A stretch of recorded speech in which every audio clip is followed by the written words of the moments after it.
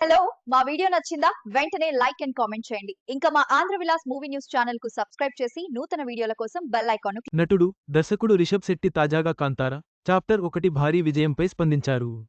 తనకు దర్శకత్వమే మొదటి ప్రాధాన్యత అని చెప్పిన ఆయన, సినిమా విజయానికి కారణాలు, తన ప్రయాణం, భార్య సపోర్ట్, భవిష్యత్ ప్రాజెక్టుల గురించి ఆసక్తికర విషయాలు పంచుకున్నారు. ఎన్టీఆర్ గారు నాకు సోదరుడులాంటివారు. మా కుందాపూర్ మూలాలు ఉన్న అబ్బాయి. ఆయన చేసిన సపోర్ట్కి రుణపడి ఉంటాను. ఇక ప్రశాంత్ నీల్ గారితో ఎన్టీఆర్ గారు చేస్తున్న సినిమాలో నేను నటిస్తున్నానన్న విషయంపై ప్రస్తుతానికి నేను మ్యూట్. భారతదేశం జానపద కథలకు నిలయం. నాకు జానపద కథలు చేయడం అంటే ఇష్టం. కాంతార సినిమా కథను నిజాయితీగా చెప్పాలనుకున్నా. అది ప్రేక్షకులకు నచ్చింది అని దర్శక, నిర్మాత, నటుడు రిషబ్ శెట్టి అన్నారు. రిషబ్ శెట్టి హీరోగా నటించి, దర్శకత్వం వహించిన తాజా చిత్రం కాంతార, చాప్టర్ 1. కాంతార సినిమాకు ప్రీక్వెల్గా కాంతార, చాప్టర్ 1 రూపొందింది. విజయ్ కిరగందూర్ నిర్మించిన ఈ చిత్రం ఈ నెల 2న విడుదలైంది. ఇప్పటికే ఈ సినిమా 509 కోట్ల రూపాయలు వసూళ్లు సాధించి, సక్సెస్ఫుల్గా ప్రదర్శితమవుతోందని యూనిట్ పేర్కొంది. ఈ సందర్భంగా శనివారం విలేకరులతో రిషబ్ శెట్టి చెప్పిన విశేషాలు.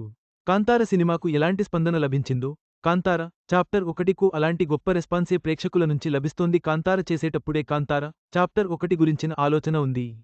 కాంతార చిత్రానికి వచ్చిన అద్భుతమైన స్పందన చూసి, కాంతార, చాప్టర్ 1 కథ రాయడం మొదలుపెట్టాను. చిన్నప్పట్నుంచి మా ఊరి కథలు చెప్పాలని ఉండేది. కాంతార మా ప్రాంతంలో జరిగిన కథ. అందుకే లొకేషన్స్ను మా ప్రాంతంలోనే తీసుకోవడం జరిగింది.